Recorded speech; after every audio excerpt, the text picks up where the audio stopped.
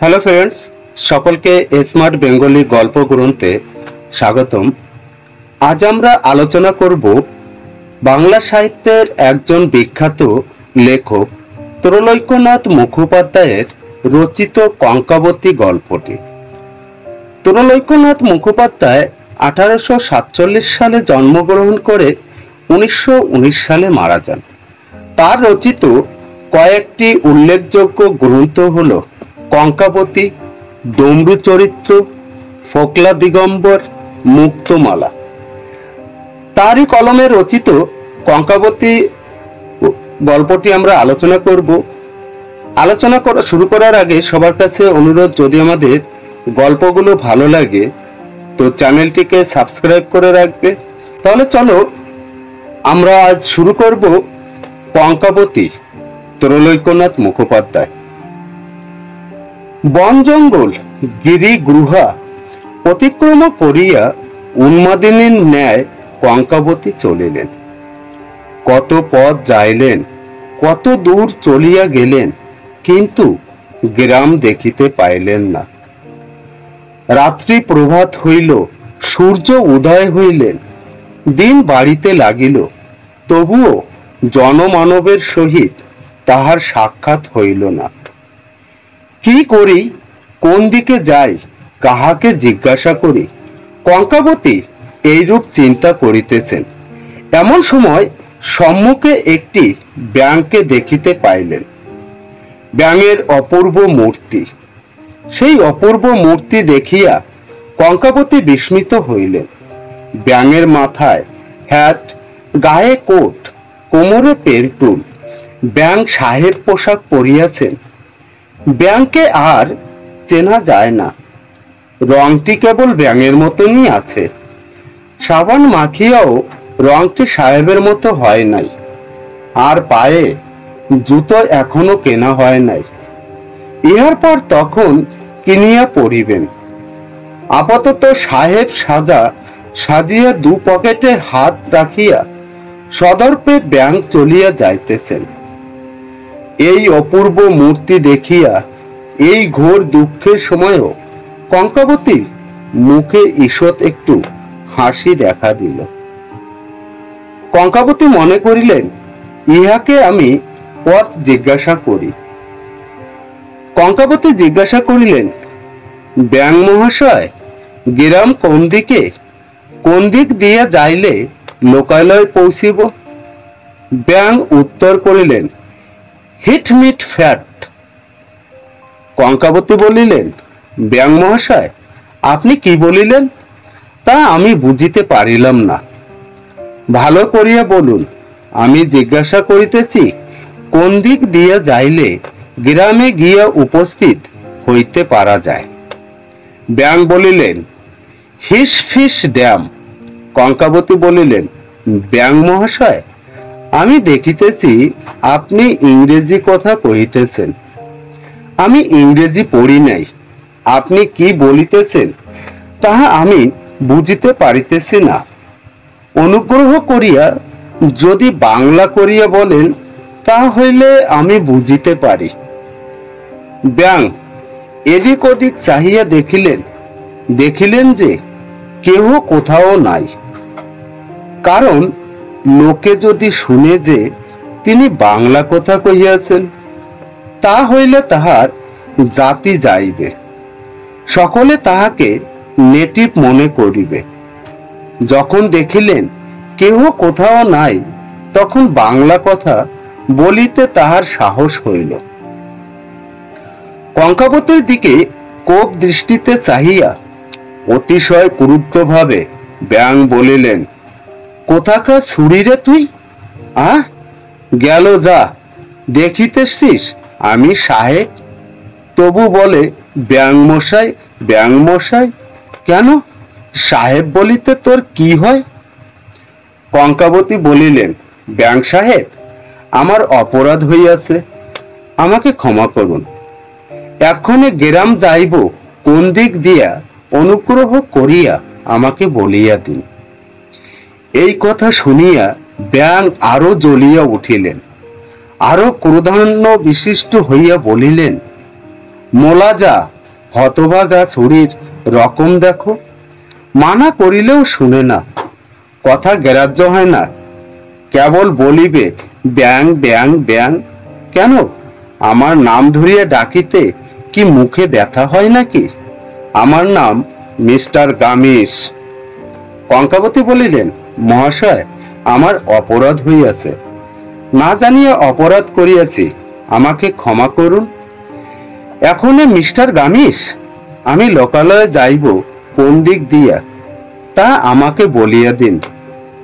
আমার নাম কঙ্কাবতী, বড় বিপদে আমি পড়িয়াছি, প্রাণের পতিকে আমি হারাইয়াছি। পতির চিকিৎসার নিমিত্ত আমি গ্রাম অনুসন্ধান করিতেছি, রাতিমাত্র বিলম্ব আর করিতে পারি না। এই হতভাগিনীর প্রতি দয়া করিয়া বলিয়া দিন কোন দিক দিয়া আমি গ্রামে যাই। কঙ্কাবতী তাহাকে সাহেব বলিলেন। কঙ্কাবতী তাহাকে মিস্টার গামিস বলিয়া ডাকিলেন। সেজন্য ব্যাঙের শরীর শীতল হইল, রাগ একেবারে পড়িয়া গেল। কঙ্কাবতী প্রতি হৃষ্ট হইয়া ব্যাঙ জিজ্ঞাসা করিলেন, আমি সাহেব হইয়াছি কেন তা জানো? কঙ্কাবতী উত্তর করিলেন, আজ্ঞে না, তা আমি জানি না।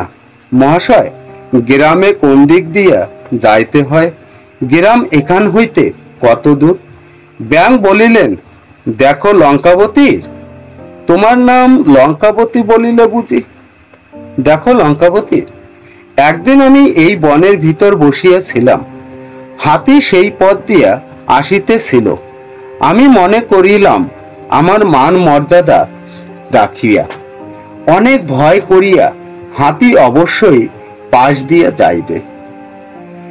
একবার আস্পর্দার কথা শুনো, দুটো হাতি পাশ দিয়ে গিয়া আমাকে ডিঙাইয়া গেল। রাগে আমার সর্বশরীর কাঁপিতে লাগিল, রাগ হইল, আমার আর জ্ঞান থাকে না। আমার ভয়ে তাই সবাই সদাই সশঙ্কিত। আমি বলিলাম, হাতিকে একবার উত্তম রূপে শিক্ষা দিতে হইবে। তাই আমি হাতিকে বলিলাম, উটক পালি চিরন্দাতি বড় যে ডিঙলি মোড়ে। কেমন, বেশ ভালো বলি নাই লঙ্কাবতী? কঙ্কাবতী বলিলেন, আমার নাম কঙ্কাবতী, লঙ্কাবতী নয়। আপনি উত্তম বলিয়াছেন, গ্রামে যাইবার পথ আপনি বলিয়া দিলেন না, তবে আমি যাই। আর আমি এখানে অপেক্ষা করিতে পারি না। ব্যাঙ বলিলেন, শুনো না, অত তাড়াতাড়ি করো কেন? দুষ্টু হাতির একবার কথা শুনো। আমি রাগিয়াছি দেখিয়া তাহার প্রাণে ভয় হইল না। হাতিটি উত্তর করিল, থাক থাক থাক, থ্যাবড়া নাকি ধর্মে রেখেছি তোরে। হ্যাঁ কঙ্কাবতী, আমার কি না থ্যাবড়া নাক? কঙ্কাবতী ভাবিলেন যে এই নাক লইয়া কাকড়ার অভিমান হইয়াছিল, আবার দেখিতেছি এই ভেটকিরও সেই অভিমান। কঙ্কাবতী বলিলেন, না না, কে বলে আপনার থ্যাবড়া নাক? আপনার চমৎকার নাক। মহাশয়, এই দিক দিয়া কি গ্রামে যাইতে হবে? কিছুক্ষণের নিমিত্ত ব্যাঙ চিন্তায় মগ্ন হইলেন। কঙ্কাবতী বলিলেন, ভাবিয়া চিন্তিয়া ইনি আমাকে পথ বলিয়া দিবেন। কখন পথ বলিয়া দেন সেই প্রতীক্ষায় একাগ্র চিত্তে কঙ্কাবতী ব্যাঙের মুখ পানে চাহিয়া রইলেন। স্থির গম্ভীর ভাবে অনেকক্ষণ চিন্তা করিয়া অবশেষে ব্যাঙ বলিলেন, তবে বোধ হয় কথার মিল করিবার নিমিত্ত হাতি আমাকে থ্যাবড়া নাকি বলিয়াছে। কারণ এই দেখো না, আমার কথায় আর হাতির কথায় মিল হয়। উট কপালি চিরন্দাতি বড় যে ডিঙলি মোড়ে, থাক থাক থ্যাবড়া নাকি ধর্মে রেখেছি তোরে। কঙ্কাবতী, কবিতাটি খবরের কাগজে ছাপাইলে হয় না? কিন্তু ইহাতে আমার নিন্দা আছে। থ্যাবড়া নাকের কথা আছে, তাই খবরের কাগজে ছাপাইব না। শুনলে তো এখন হাতির একবার আস্পর্ধার কথা। তাই আমি ভাবিলাম সাহেব না হইলে লোকে মান্য করে না, সেই জন্য এই সাহেবের পোশাক পরিয়াছি। আমাকে ঠিক সাহেবের মতন দেখাইতেছে তো। এখন হইতে আমাকে সকলে সেলাম করিবে, সকলে ভয় করিবে। যখন রেলগাড়ির তৃতীয় শ্রেণীতে গিয়া চড়িব, তখন সে গাড়িতে অন্য লোক উঠিবে না। টুপি মাথায় দিয়া আমি দ্বারের নিকট গিয়া দাঁড়াইব। সকলে উকি মারিয়া দেখিবে আর ফিরিয়া চাইবে আর বলিবে, ও গাড়িতে সাহেব রয়েছে। কেমন কঙ্কাবতী, এ পরামর্শ ভালো নয়? কঙ্কাবতী বলিলেন, উত্তম পরামর্শ। এক্ষণে অনুগ্রহ করিয়া পদ বলিয়া দিন, আর যদি না দেন তো বলুন, আমি চলিয়া যাই। কানে হাত দিয়া ব্যাঙ জিজ্ঞাসা করিলেন, কি বলিলে? কঙ্কাবতী বলিলেন, আমি জিজ্ঞাসা করিলাম কোন পথ দিয়া গ্রামে যাইব। গ্রাম এখান হইতে কত দূর, কতক্ষণে সেখানে গিয়ে পৌঁছিব? ব্যাঙ বলিলেন, আমার একটা হিসাব করিয়া দাও, পথ দেখাইয়া দিব কি? আমি এখন ঘোর বিপদে পড়িয়াছি। আমার একটি আদুলি ছিল, একজনকে তাহা আমি ধার দিয়াছি। তাহার সহিত নিয়ম হইয়াছে যে যাহা বাকি থাকিবে প্রতিদিন তাহার অর্ধেক দিয়া সে ঋণ পরিশোধ করিবে। প্রথম দিন সে আমাকে 4 আনা দিবে, দ্বিতীয় দিন 2 আনা দিবে, তৃতীয় দিন 1 আনা, চতুর্থ দিন 2 পয়সা, পঞ্চম দিন সে 1 পয়সা দিবে। 1 পয়সা হয় 5 গন্ডা, অর্থাৎ 20 কড়া। ষষ্ঠ দিনে সে আমাকে 10 কড়া দিবে, আর পরের দিন সে আমাকে 5 কড়া দিবে। তার পরের দিন 2.5 কড়া, তার পরের দিন 6 কড়া, তার পরের দিন তার অর্ধেক, পরের দিন তার অর্ধেক, পরের দিন তার অর্ধেক। অতি চমৎকার সুমিষ্ট কান্না সুরে ব্যাঙ এইবার গলা ছাড়িয়া কাঁদিতে লাগিল। ওগো মা গো, এ যে আর কখনো শোধ হবে না গো। আমার আদলেটি যে আর কখনো পুরোপুরি হবে না গো। ওগো আমি কোথায় যাব গো? জুয়োচোরের হাতে পড়িয়া আমার যে সর্বস্ব গেল গো। ওগো আমার যে ওই আদলেটি বই, পৃথিবীতে আর কিছু নাই গো। ওগো তা লইয়া মানুষে যে ঠাট্টা করে গো। ব্যাঙের আদলি, ব্যাঙের আদলি বলিয়া মানুষের যে হিংসায় ফাটিয়ে মরে গো। ওগো মা গো, আমার কি হলো গো? ব্যাঙ পুনরায় আতকান্না সুরে ফুপিয়া ফুপিয়া বলিলেন, ওগো আমি যে মনে করিয়াছিলাম 2 দণ্ড বসিয়া তোমার সঙ্গে গল্প গাছা করিব গো। ওগো তা যে আর হলো না গো। ওগো আমার যে শোক সিন্ধু উথলিয়া উঠিল গো। ওগো তুমি ওই দিক দিয়া যাও গো, তা হইলেই লোকালয় পৌঁছিতে পারিবে গো। ওগো সে যে অনেক দূর গো।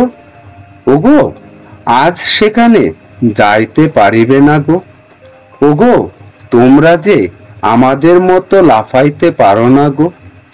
ওগো তোমরা যে গুটি গুটি চলিয়া যাও গো। ওগো তোমাদের চলন দেখিয়া আমার যে কান্না পায় না গো।